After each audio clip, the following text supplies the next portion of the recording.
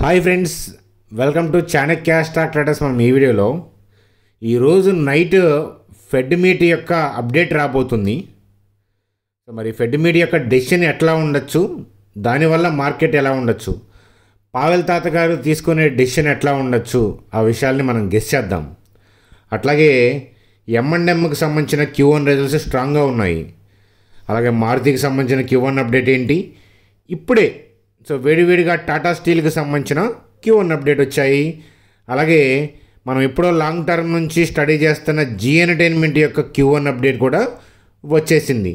So ఇట్లాంటి విషయాలు discuss చేద్దాం. మొయిల్ గురించి డిస్కస్ చేద్దాం. గోద్రేజ్ ప్రాపర్టీస్ యొక్క Q1 అప్డేట్ డిస్కస్ చేద్దాం. టాటా మోటార్స్కి స్పెషల్ న్యూస్ ఉంది, అది ఏంటో చూద్దాం. సో సెబీ పేపర్స్ వల్ల, ఈ సెబీ పేపర్ కన్సల్టేషన్ వల్ల ఏంటంటే ట్రేడర్స్కి హ్యూజ్ ప్రాఫిట్స్, అదేలాగా ఆ విషయాల గురించి ఈ వీడియోలో డిస్కస్ చేద్దాం. ఓవరాల్గా నిఫ్టీ, బ్యాంక్ నిఫ్టీ చార్ట్స్, వాటి యొక్క మూమెంటు, వాటిని క్యాప్చర్ చేసే ప్రయత్నం అనేది చేస్తూ సింపుల్గా వీడియోని ఎండ్ చేద్దాం.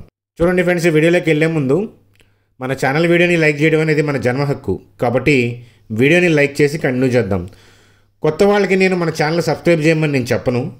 సో ఒక 3-4 వీడియోస్ వెనక్కి కానీ లేదా అప్కమింగ్ వీడియోస్ కానీ మీరు చూసారంటే ఆటోమేటిక్గా నచ్చి సబ్స్క్రైబ్ చేస్తారు. చూడండి ఫ్రెండ్స్, మనం ఫెడ్ మీట్ యొక్క అప్డేట్ గురించి మాట్లాడే ముందు, నిఫ్టీ యొక్క చార్ట్ చూసే ముందు, ఫెడ్ ఈవెంట్కి ముందు మనం అప్సైడ్ వ్యూని ఏదైతే ఉందో లెర్నింగ్ వ్యూని క్లోజ్ చేసుకున్నాము. 24,473 దగ్గర నుంచి 25,010 అనుకున్నాం. దాని తర్వాత ఇంకా టార్గెట్ పెంచాం, కానీ ఓవరాల్గా 24,840 అరౌండ్ మనం ఏంటంటే సో అప్సైడ్ వ్యూని క్లోజ్ చేసుకున్నాము. అంటే మంచి లెర్నింగ్ వ్యూ గెయిన్ అని చెప్పి చెప్పచ్చు అనమాట. సో అయితే మరి ఫెడ్ ఈవెంట్ ఏంటి, సో అలాగే ఫర్దర్గా ఏం జరగబోతుంది చార్ట్లో అనేది చూద్దాం.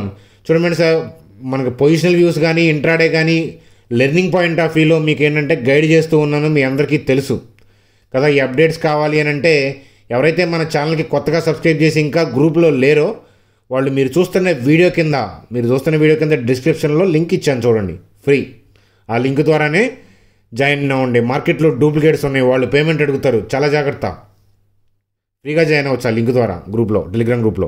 చూడండి friends, US fed meeting verdict అనేది ఉందన్నమాట. సో నిన్నే స్టార్ట్ అయింది మీటింగు. ఈరోజు మన ఇండియన్ స్టాండర్డ్ టైమింగ్స్ ప్రకారం ఏంటంటే 11:30కి అవుట్కమ్ అనేది వస్తుంది. అంటే ఇంట్రెస్ట్ రేట్లు ఎలా ప్రొజెక్ట్ అవుతుంది అని అంటే, సో ఇప్పుడున్న ఇన్ఫ్లేషన్ అయితే కనుక కంట్రోల్ అవుతూనే వస్తుంది యూఎస్లో. అయితే వడ్డీ రేట్లు యథాతథంగానే ఉంచే అవకాశాలు కనిపిస్తున్నాయి. కానీ మార్కెట్కి కూడా తెలిసి ఈ విషయం, కానీ స్టాక్ మార్కెట్ దేని గురించి వెయిట్ చేస్తుంది అని అంటే, సో అప్కమింగ్ మీట్లో అంటే సెప్టెంబర్లో రేట్ కట్ గురించి ఇప్పుడు క్లూ ఇస్తారా, ఆ హింట్ దొరుకుతుందా లేదా అనేది సో ఇంపార్టెంట్. దానికోసం మార్కెట్ అనేది వెతుకులాడుతుందన్నమాట. సో మనకి సెప్టెంబర్లో అట్లీస్ట్ ఏంటంటే 0.25 అంటే 25 బేసిస్ పాయింట్స్ రేట్ కట్, అంటే 0.5% రేట్ కట్ ఉండొచ్చు అనేది పీపుల్ యొక్క అంచనా. దాని గురించి కామెంట్ చేస్తే మార్కెట్లో పాజిటివ్ జోష్ ఉంటుంది. రేట్ కట్ గురించి మాట్లాడలేదంటే ఇబ్బంది అనమాట. ఎందుకనంటే సో ఇయర్ సెకండ్ హాఫ్లో ఉండొచ్చు అనేది రేట్ కట్లు ఎప్పటి నుంచో అనుకుంటూ ఉన్నాం, కాబట్టి దాని గురించి కామెంట్ చేసే అవకాశాలు ఉన్నాయి. సో సెప్టెంబర్లో అలాగే డిసెంబర్లో రేట్ కట్లు ఉండే అవకాశాలు ఉన్నాయి అన్నమాట. సో దాని గురించి కామెంట్స్ చేస్తే, డోవిష్ కామెంట్స్ చేస్తే కనుక మార్కెట్లో ఫర్దర్గా ర్యాలీ అవుతుంది. ఏదైనా హాకిష్ కామెంట్స్ చేస్తే మాత్రం మార్కెట్కి దెబ్బే అని చెప్పి చెప్తాను. సో అయితే మార్కెట్లో హైయర్ లెవెల్లో ఉంది, అప్ సైడ్ ఉంది, కాబట్టి సో మనకి ఆ పాజిటివ్ కామెంట్స్ ఉన్నా కూడా ప్రాఫిట్ బుకింగ్ కూడా వచ్చే అవకాశాలు ఉంటాయి. అందువల్ల ఏంటంటే మనం ఎట్లాంటప్పుడు ప్రతిసారి ఈవెంట్ ముందు మనం జాగ్రత్త పడాల్సిన అవసరం లేదు. కానీ సో ఇవాళ మార్కెట్లో చార్టు ఇక్కడ ఉన్న పరిస్థితులను బట్టి ఇలాంటప్పుడు ఏంటంటే మనం జాగ్రత్తగా ఉండాలనేది చెప్తాను. ఫెడ్ ఈవెంట్కి చాలా ఇంపార్టెన్స్ ఉంది, కాబట్టి పావెల్ తాత ఏమీ షాక్ ఏమి ఇవ్వరు. సో నాకు తెలిసైతే కనుక ఇప్పుడైతే రేట్ కట్ అనేది కానీ హైక్ కానీ ఉండదు, యథాతథంగా ఉంటుంది.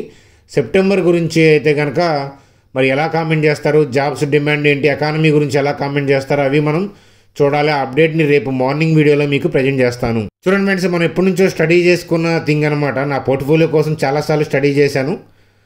సో మిమ్మల్ని కూడా ఒకసారి వ్యూ చూడమని చెప్పాను. చూడండి ఫ్రెండ్స్, జీ ఎంటర్టైన్మెంట్ కావచ్చు, డిహెచ్పి కావచ్చు, ఏదైనా కానీ ఒక స్టాక్ అనేది మనం స్టడీ చేస్తే సో ఏంటంటే పీపుల్ ఏంటంటే ఓన్లీ ప్రైస్ యాక్షన్ చూస్తారనమాట. సో ఇన్వెస్ట్మెంట్కి ప్రైస్ యాక్షన్ చూడకూడదు. ఇన్వెస్ట్మెంట్కి ట్రేడింగ్కి డిఫరెన్స్ అనేది ఫస్ట్ ఏంటో తెలుసుకునే ప్రయత్నం చేయండి. ఏం చేస్తారు?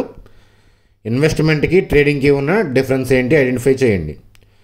చూడండి ఫ్రెండ్స్, జీ ఎంటర్టైన్మెంట్ యొక్క థింగ్ అది పడిపోయింది పెరిగిపోయింది అది చూస్తుంటారు, కానీ ఫండాస్ మీరు చూస్తే కనుక రెవెన్యూ గ్రోత్ ఉంటుంది కంపెనీది. అలాగేంటంటే అది debt free company Zee entertainment. Sony merging issue ఉంది, అది ఆ మెర్జింగ్ అవ్వదనే పాయింట్ ఆఫ్ వ్యూలో మనకి క్లారిటీ ఉంది. అనిశ్చితి కన్నా కూడా క్లారిటీ ఇంపార్టెంట్ అనమాట. అర్థమవుతుందా? లవ్వా బ్రేకప్ ఏదో ఒకటి ఏంటంటే క్లారిటీ ఉంటే లైఫ్ ముందుకెళ్తుంది, లేకపోతే ఏంటంటే అనిశ్చితి అనమాట. అలాగే స్టాక్ మార్కెట్కి కూడా సో థింగ్స్ అదే అనమాట. అయితే నేను సోనీ మెర్జ్ అవుతుంది అని తెలియకముందే మనం దీంట్లో ఏంటంటే స్టడీ చేసుకున్నాము. అయితే దాని తర్వాత మెర్జింగ్ అనేది పాజిటివ్ న్యూస్ అయింది, వాళ్ళు అవ్వకపోవడం అనేది నెగిటివ్ న్యూస్ అయింది. కానీ అసలు దాని గురించి నేను ఆలోచించలేదు కాబట్టి ఇబ్బంది లేదనమాట. సో కాబట్టి ఈ జీ ఎంటర్టైన్మెంట్ని మనకి G5 ఉంది కదా, OTT business scope coming 5 to 10 yearsలో ఓటీటీ ఎలా డ్రైవ్ చేస్తుంది అనేది ఆలోచించి నేను ఈ స్టాక్లో స్టడీ వ్యూ అనేది తీసుకున్నాను. మీ అందరికీ చెప్పాను గతంలో. దీని యొక్క Q1 అప్డేట్ చూడండి. క్వార్టర్ పాయింట్ ఆఫ్ వ్యూలో కూడా ప్రాఫిట్ సూపర్గా పెరిగింది, 855% పెరిగింది. సో అలాగే ఇయర్ పాయింట్ ఆఫ్ వ్యూలో రెవెన్యూ 7.54% పెరిగింది. ప్యాడ్ చూస్తే లాస్ నుంచి వీళ్ళు ఏంటంటే ప్రాఫిట్కి మారారనమాట. ఇది ఇంపార్టెంట్ మనకి, అర్థమవుతుందా? దీనివల్ల ర్యాలీ అయ్యే అవకాశాలు ఉన్నాయి. సో ఒకసారి జీ ఎంటర్టైన్మెంట్ యొక్క చార్ట్ చూద్దాం. చూడండి, జీ ఎంటర్టైన్మెంట్ సో రిజల్ట్స్ వచ్చినాయి కాబట్టి ఇక ర్యాలీని ఆపలేకపోవచ్చు అనమాట. ర్యాలీ అనేది కంటిన్యూ అయ్యే అవకాశాలు కనిపిస్తున్నాయి. సో జీ ఎంటర్టైన్మెంట్, డిహెచ్పి చూడండి, ఇవన్నీ కూడా థింగ్స్ ఏంటంటే ఫండాస్లో ఏదైనా చేంజ్ ఉంటే చూడండి. ఇయర్లీ అంటే బేసిక్గా కూడా గుర్తుపెట్టుకోండి, ఎంటైర్ ఇయర్ మొత్తంలో ప్రీవియస్ ఇయర్తో కంపేర్ చేస్తే రెవెన్యూలో డ్రాప్ ఉందనుకోండి, కన్సిక్యూటివ్గా 2 years డ్రాప్ ఉండాలి. కన్సిక్యూటివ్గా 2 years అంటే మీకు అర్థమైంది కదా. ప్రీవియస్ ఇయర్తో కంపేర్ చేస్తే అంటే సపోజ్ 23తో కంపేర్ చేస్తే 24లో డ్రాప్ ఉంది, 22తో కంపేర్ చేస్తే 23లో డ్రాప్ ఉంది. అలాంటప్పుడు మనం ఆలోచించాలి, ఏదైనా మనం స్టడీ చేసి మంచి స్టాక్ని లక్రేటివ్గా కొన్నప్పుడు అక్కడ తేడా ఉంటే, లేదా మేనేజ్మెంట్ డ్రైవ్ సరిగ్గా చేయబోట్లేదు, రాంగ్ డెసిషన్ తీసుకుంటుంది అనేది ఏదైనా ఉంటే అలాంటప్పుడు వెళ్ళాలి. ఆల్రెడీ జీ ఎంటర్టైన్మెంట్ అనేది కార్పొరేట్ గవర్నెన్స్ ఇష్యూ ఉన్నప్పుడే మనం ఆల్రెడీ డిస్కౌంట్లో దొరుకుతుంది కాబట్టి స్టడీ చేసాం. అర్థమవుతుంది కదా. ఆ కార్పొరేట్ గవర్నెన్స్ ఇష్యూస్ సాల్వ్ చేసుకొని బిజినెస్ వాళ్ళు తీసుకెళ్ళగలుగుతారు. ఎందుకంటే దీన్ని స్టడీ చేసిందే 21లో. అప్పుడు దాకా మంచిగా పర్ఫామ్ చేసి 20 ఆ టైంలో పర్ఫామ్ చేయాలి, అండర్ పర్ఫామ్ చేయాలి. మనం స్టడీ చేసే చాలా stocks at least 70% of the stocks అన్నీ కూడా టెంపరీ ఇష్యూతో స్ట్రగుల్ అవుతున్నాయి. ఆ ఇష్యూ రికవర్ అయితే ఏంటంటే వాటిని అందుకోలేము, కానీ ఎప్పుడు అవుతుంది అనేది ఎవరు ఊహించలేరు, కానీ కొంచెం టైం పడుతుంది. అర్థమవుతుందా? ఒక్కోసారి 4 years వెయిట్ చేసింది సో మీకు ఏంటంటే 4 daysలోనో 4 monthsలోనో మనకి మంచి స్టడీ వ్యూని, మంచి గెయిన్ వ్యూస్ని మనకి ఇచ్చే అవకాశాలు ఉంటాయి. కాబట్టి ఏంటంటే మనకి కంపెనీని కొంటున్నాం అనేది, ఆ బిజినెస్ని ట్రాక్ చేయడం అనేది ఇంపార్టెంట్. మీకు పైకి కిందకి చూస్తే ఏంటంటే టంగు టూయాలన్నమాట. అది దానివల్ల ఉపయోగం ఏముండదు. ఇన్వెస్ట్మెంట్ చేసి అంటే వాళ్ళు ట్రేడింగ్ చేస్తా, యాక్చువల్గా ట్రేడింగ్ పాయింట్ ఆఫ్ వ్యూలో ప్రాఫిట్ అని లాస్ అని అనుకుంటా, వాళ్ళు ఇన్వెస్ట్మెంట్ చేసామనే భ్రమతో వాళ్ళు ట్రేడింగ్ చేస్తూ ఉన్న వాళ్ళకి, ప్రైస్ యాక్షన్ చూస్తూ ఉండే వాళ్ళకి సో మనం చెప్పలేము. అది అర్థమవుతుందా? వాళ్ళు ఎప్పటికీ ఇన్వెస్టర్లు కాలేరు. అర్థమవుతుంది కదా. ఇన్వెస్టర్లు ఎప్పుడు కూడా ప్రైస్ కాదు మనం చూడాల్సింది, బిజినెస్ థింగ్స్ చూడాలన్నమాట. ఇన్వెస్ట్మెంట్ చేసుకునేటప్పుడు లక్రేటివ్గా ఉన్న వాల్యూ కొనుక్కోవటం అది ఓకే, కానీ దాని తర్వాత ఎప్పుడు కూడా ఏంటంటే కంపెనీని స్టడీ చేయాలి. ఆ బ్రేక్అవుట్ ఈ బ్రేక్అవుట్ మీకు చూడండి, Morgan Stanley, JB Morgan, HSBC so వీళ్ళు ఎవరైనా కానీ మీకు ఎప్పుడైనా కానీ ఈ బ్రేక్అవుట్ కానీ సపోర్ట్ రెసిస్టెన్స్ కానీ మూవింగ్ యావరేజ్ అనే పదం ఎప్పుడన్నా మీరు వింటారా? వినరు. అందుకే వాళ్ళు సక్సెస్ఫుల్ అనమాట. మీకు సోషల్ మీడియాలో కనిపిస్తుంది అది సపోర్టు, ఇది open interest, put call ratio, FI, ఇట్లా వాళ్ళు ఎట్లా చేశారు చూడండి. వాళ్ళని వీళ్ళని ఫాలో అయితే మనం ఏంటంటే లీడర్ అవ్వలేము, ఫాలోవర్ అవుతాం. సో ఎప్పుడైనా సరే ఏంటంటే కంపెనీ యొక్క థింగ్ ఏంటి, ఆ బిజినెస్ థింగ్స్ చూడండి. వేరే బ్రోకింగ్ కంపెనీస్ వాళ్ళు ఇచ్చిన రిపోర్ట్ చదవండి, ఆ డేటా పనికి వస్తుంది, అనాలిసిస్ చదవండి, డెసిషన్ మనం తీసుకుందాం అప్పుడు, అట్లా అనమాట. సో ఇది పడింది, అది పెరిగింది, ఇది పెరిగింది, అది పడిపోయింది, ఇట్లా అంటే దానివల్ల ఏ ఉపయోగం ఉండదు. అర్థం చేసుకోమని చెప్పి చెప్తాను, అర్థం చేసుకుంటారని ఆశిస్తున్నాను. చూడండి ఫ్రెండ్స్, ఇప్పుడే అందిన వార్త టాటా స్టీల్ యొక్క Q1 ఎర్నింగ్స్ అనమాట. ప్రాఫిట్ 75% పెరిగింది, కానీ రెవెన్యూలో డిక్లైన్ ఉంది.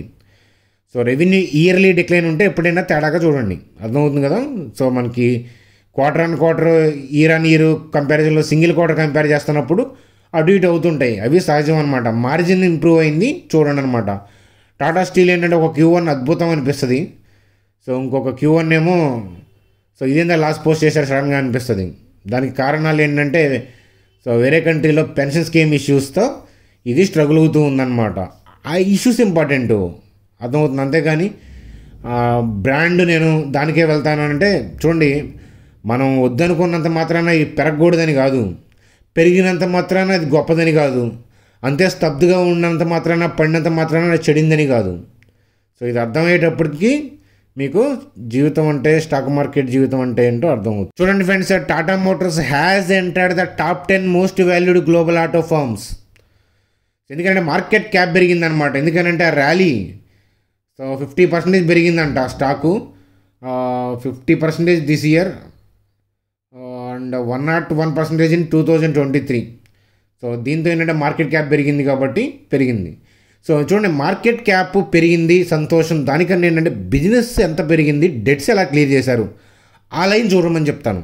ఏం చెప్పాను, బిజినెస్లో గ్రోత్ ఏంటి, అలాగే ఏంటంటే డెట్స్ ఇంతకుముందు ఏంటి, దాని క్లియరెన్స్ కోసం వాళ్ళు ఏం చేస్తున్నారు, ఇది చూడండి టాటా మోటార్స్ స్టడీ అనమాట. అదనమాట. ప్రైసులు పెరుగుతూ ఉంటాయి కానీ చూడండి, ఏదన్నా గ్లోబల్గా అనిశ్చితి వచ్చినప్పుడు చూడండి, కోవిడ్ టైంలో మారుతి అంతలా పడిపోలేదు, కానీ టాటా మోటార్స్ ఎందుకు 60 రూపీస్కి దొరికింది, దానికి ఉన్న డెట్స్ దానికి కారణం.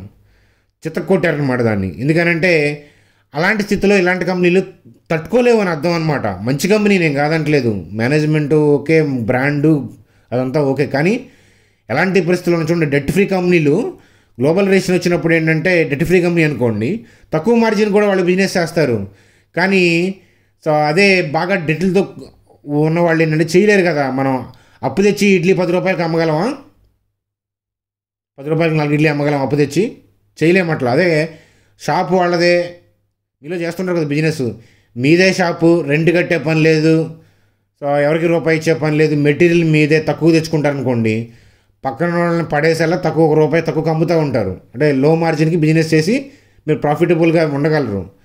అదే మనం షాపు రెంటు ఆ డబ్బులు కూడా వడ్డీకి తెచ్చాం, మెటీరియల్ ఎక్కువ కాస్ట్ పడతా ఉంది, మనం మార్కెట్లో కొత్తగా వచ్చాం, పక్కన తట్టుకొని మళ్ళీ తక్కువ మార్జిన్ మనం ఆఫర్ చేసాం అనుకోండి, ఎత్తిపోద్ది. అర్థమవుతుందా? ఇది ఇంపార్టెంట్. స్టాక్ మార్కెట్ అంటే స్టడీ చేయడం అంటే ఫైనాన్షియల్స్ టూ మచ్గా తెలియాల్సిన అవసరం లేదనేది నా ఒపీనియన్. వారన్ బఫెట్ గారి ఒపీనియన్ కూడా అదే. మనకి ఏంటంటే మన కామన్ సెన్సు, మనం బయట ఎలా ఆలోచిస్తామో దీంట్లో కూడా సిమిలర్ కైండ్ ఆఫ్ థింగ్ ఆలోచిస్తే చాలా బెనిఫిట్స్ వస్తాయి. అర్థమవుతుందా? నేను గర్వంగా చెప్తాను, నా పోర్ట్ఫోలియో స్టడీస్లో మేజర్ కంపెనీస్ ఏంటంటే మంచి స్టడీ లెర్నింగ్ వ్యూని ఇస్తూ ఉన్నాయి.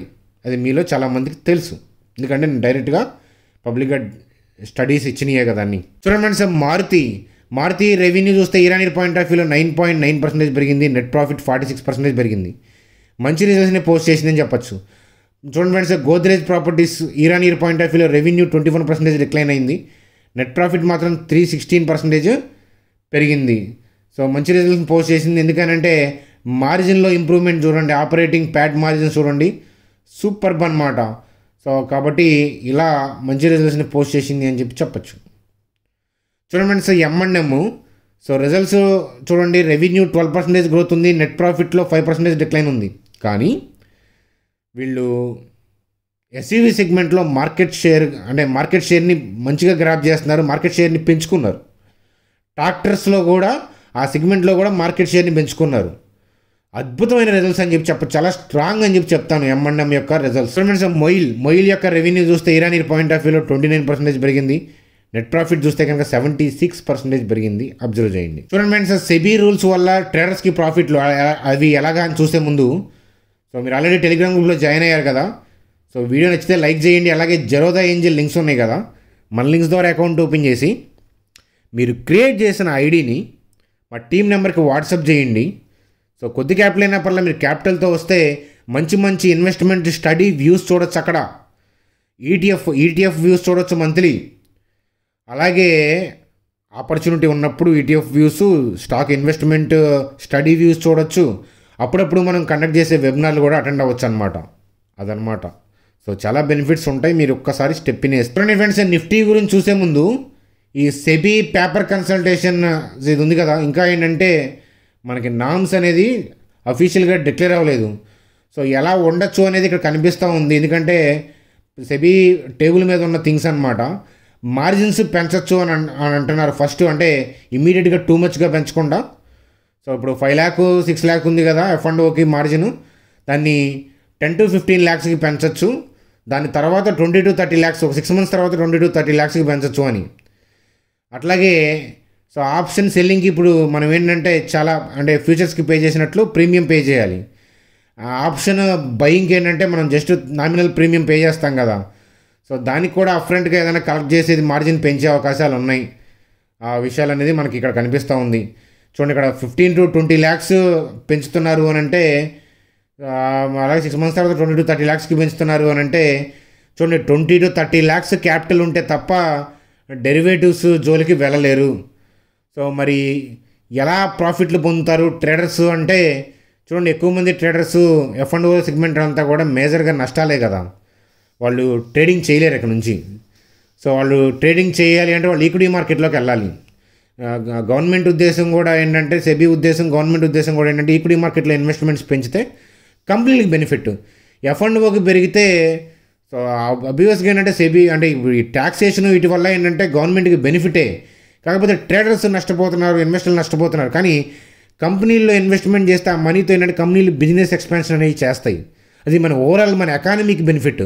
మంచిగానే ఆలోచించారని చెప్తాను నేనైతే. నా వ్యక్తిగతంగా ఏంటంటే F&Oకి 10 lakhs 15 lakhs లోపు ఉన్న వాళ్ళు రారు, వాళ్ళే ఎక్కువ మంది. కాబట్టి వాళ్ళ నష్టాలన్నీ కూడా ఏంటంటే లాభాలే. ఎందుకంటే మనం ట్రేడ్ చేయకుండా ఖాళీగా ఉన్నాం అనుకోండి, మరి మనం నష్టపోకుండా ఉన్నదంతా కూడా మన లాభమే కదా.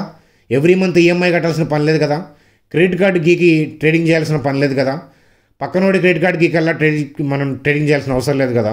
అదనమాట. తద్వారా ఏంటంటే మంచి లాభాలని ట్రేడర్లు పొందుతారు. ఎందుకంటే ఈక్విటీ వైపు ఆలోచిస్తారు, డీసెంట్గా ఉంటాయి, ఇది ఒక పద్ధతి ఉంటుంది, మనశ్శాంతి ఉంటుంది. సో ఈక్విటీ మార్కెట్లో థింగ్ అనమాట. సో అదనమాట కదా. నేను ఇప్పుడు చెప్తాను, ఆప్షన్స్కి నేను ఫస్ట్ నుంచి వ్యతిరేకినే. సోషల్ మీడియా ప్రభావంలో మీరు చిక్కుకున్నారు, ఆప్షన్ స్ట్రాటజీ అది చేయొచ్చు అని చెప్పి చిక్కున్నారు. ఎందుకంటే వరల్డ్ మొత్తంలో పెద్ద పెద్ద సోషల్ మీడియాస్ అన్నీ కూడా అంతే ఉంటాయి, హిందీ, ఇంగ్లీష్ కానీ. మీరు ప్రపంచంలో ఎక్కడైనా సరే చూడండి, సోషల్ మీడియా ప్రభావం ఉంటుంది. మీరు ఎప్పుడైనా ఆప్షన్ స్ట్రాటజీ గురించి JP Morgan మాట్లాడినట్టు చూసారా? పోనీ రాకేష్ జుంజునవాలా గారు తన బతుకున్న టైంలో ఇచ్చిన ఇంటర్వ్యూలు చూడండి, ఎప్పుడైనా ఆప్షన్స్ గురించి పాజిటివ్గా మాట్లాడిన వీడియోలు తీయండి బయటికి, ఏదన్నా ముందేమో దొరకదు.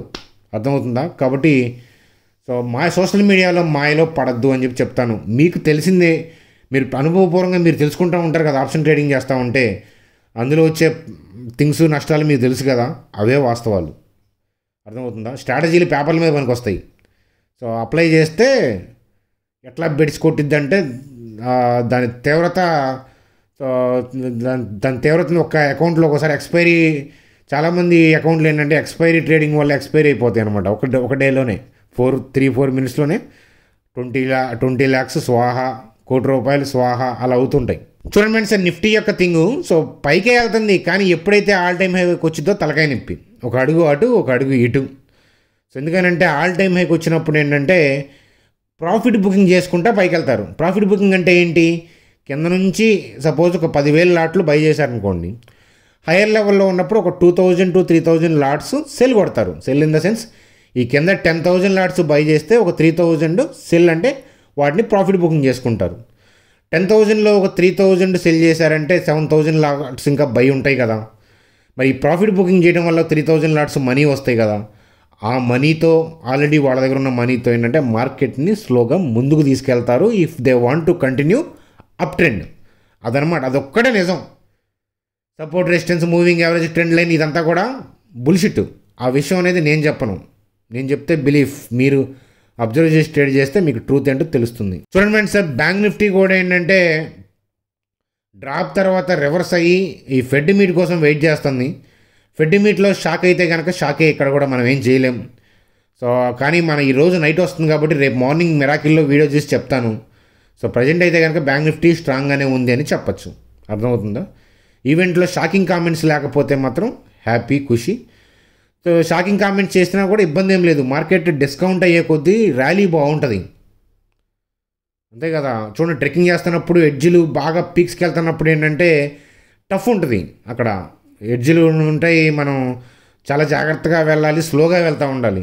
ట్రెక్కింగ్ స్టార్ట్ చేసినప్పుడు అంటే మొదలుపెట్టినప్పుడు బేస్ దగ్గర మొదలుపెట్టినప్పుడు టక టక టక నడుచుకుంటూ వెళ్ళిపోతాం. అలాగే స్టాక్ మార్కెట్ కొంత కరెక్ట్ అయితే దాని అప్ సైడ్ మూవ్ బాగుంటుంది. మనం ప్రిడిక్ట్ చేయడానికి కానీ ఎవరు ట్రేడ్ చేయడానికైనా బాగుంటుంది.